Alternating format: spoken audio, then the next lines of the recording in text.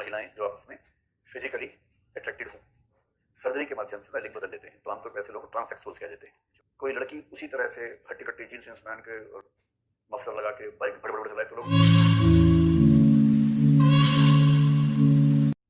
ये जो LGBTQ community होती है उन सबको आपको आइडिया है ना। एल तो क्या हुआ, लेस्बियन हुआ, दो महिलाएं जो आपस में फिजिकली अट्रैक्टेड हो। जी हुआ गे, जो पुरुषों के मामले में है। बी क्या होता है, बाइसेक्सुअल का मतलब क्या होता है, जिसकी रुचि दोनों तरह के व्यक्तियों में हो, बाइसेक्सुअल हुआ।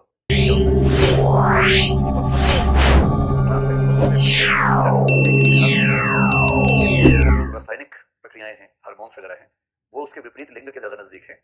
और आजकल आपने सुना होगा कि कई लोग सर्जरी के माध्यम से लिंग बदल देते हैं, तो आमतौर पर ऐसे लोग ट्रांससेक्सुअल्स कह देते हैं, जो लिंग परिवर्तन कर लेते हैं।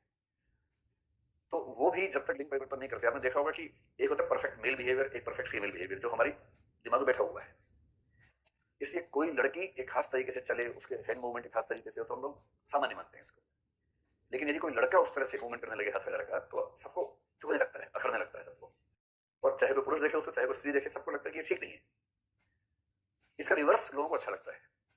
कोई लड़का लड़के की तरह रहे तो लोग कहते हैं ठीक, तो एकदम ठीक है, एकदम मुंह सारी रख के बिंदास रहे, बुलेट चलाए, फट फट करते हुए चलाए, तो लगता है एकदम ठीक है, मर्दाना व्यवहार है। कोई लड़की उसी तरह से हट्टी कट्टी जीन्स वीन्स पहन के और मफलर लगा के बाइक बड़े बड़े चलाए, तो लोग उसको मजाक का विषय बनाएंगे या खौफ का विषय बनाएंगे उसको। तो लड़कियां कहेंगे दीदी बस तुम्हारी वजह से ही हमारी कौम जिंदा है। क्योंकि लड़कियों का लड़कों जैसा दिखना सम्मान की बात है, क्योंकि लड़का होना सम्मान की बात है ना इस मूर्ख समाज में। इसलिए कोई लड़का लड़कियों जैसा दिखे तो उसका जीना मुश्किल हो जाएगा, और लड़की लड़के जैसी दिखे तो उसका जीना मुश्किल नहीं होगा। ये हो सकता है कि एक फिल्म की नायिका को नायक इसलिए पसंद न करे कि वो लड़कों जैसा बिहेव करती है, और उसकी पहली पत्नी के मरने के बाद फिर वो लड़की जैसी बनकर उसके साथ में चाहे तो उससे शादी हो जाए। ये हो सकता है।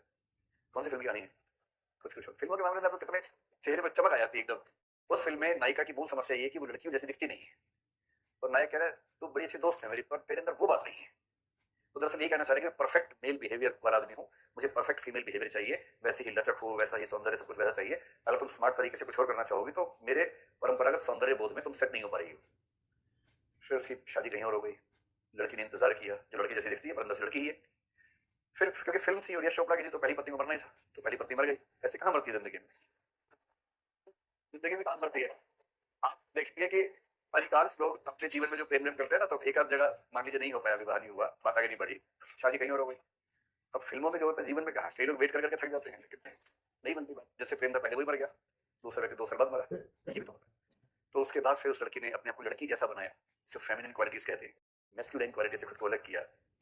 उसके बाद नायक को लगा कि अब ये लड़की मेरे विवाह की योग्य हो गई है, और फिर उसके बच्चे ने उसको तो सी ना जाओ कह के अंत में उसको प्रभावित किया, तो फिर शादी हो गई।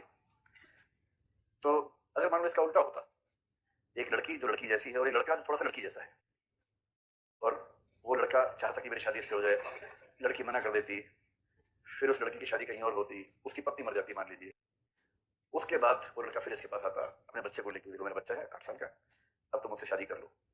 मतलब रिवर्स एग्जाम्पल बहुत मुश्किल होता। भारतीय समाज में पुरुष की पत्नी मर गई, एक बच्चा है, तो पहली प्रेमिका वेट करती रहे, वो चल जाएगा।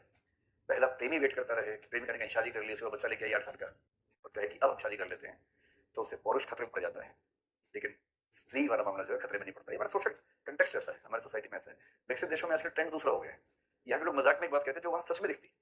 यहाँ के लोग मजाक में क्या बोलते हैं वहाँ की परिवार व्यवस्था के बारे में, कि एक पति पत्नी बात कर रहे थे, पत्नी ने पति से कहा देखो तुम्हारे बच्चे और मेरे बच्चे मिलकर हमारे बच्चों को मार रहे हैं, तो हंस लीजिए आराम से, कोई बात नहीं। आप लोग कई लोगों ने हंसना शुरू किया, फिर रुक गए कि हंसना ठीक रहेगा या नहीं।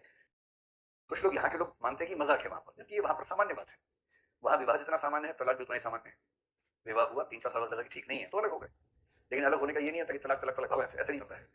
जुडिशियल प्रोसेस है, एलिमोनी होती है, गुजारा भत्ता ठीक ठाक होता है, ताकि किसी पक्ष को दिक्कत ना हो। अब बच्चा है तो कोर्ट ने जिसको बच्चा दिया, दोनों चाहते हैं कि उनको मिल जाए, वो बच्चा रहता साथ में। ऐसे बहुत लोग हैं जो तलाकशुदा है। तो उस सोसाइटी ने क्या किया, तलाकशुदा व्यक्तियों के पुनर्विवाह को अपना आचार बना लिया, अपना एक स्टैंडर्ड बना लिया। अब एक स्त्री है जो बच्चे के साथ है, एक पुरुष है जो बच्चे के साथ है, उनमें अंडरस्टैंडिंग ठीक है, तो जब विवाह करेंगे तो बच्चों का क्या होगा। तो ये भी अंडरस्टैंडिंग उस समाज में है कि बच्चे साथ में रहेंगे, इसमें क्या परेशानी है। तो एक परिवार में एक स्त्री जो पिछले विवाह से उसके पास एक बच्चा था, एक पुरुष पिछले विवाह से बच्चा था, या विधुर है, विधवा है, तलाकशुदा जो भी है, अब साथ में है, वो दोनों बच्चे भी साथ में है। अब इनका विवाह हुआ है तो ये संभव है कि इनके भी बच्चे हो, कॉमन बच्चे भी हों। ऐसा परिवार विकसित देशों में अब बहुत सामान्य मामला होता जा रहा है, न्यू नॉर्मल जिसको बोलते हैं वैसा हो गया है। हमारे यहाँ भी नहीं हुआ है, शायद आज से 20-25-50 साल बाद बड़े शहरों में होना शुरू हो, और गांव में पहुंचते पहुंचते भी 100-150 साल लग जाएंगे मेरे ख्याल से, धीरे धीरे कभी ना कभी हो ही जाएगा समय के साथ। तो सोशल डेमोक्रेसी का मतलब यह हुआ कि समाज के सभी वर्गों को बराबर मनुष्य की तरह हम ट्रीट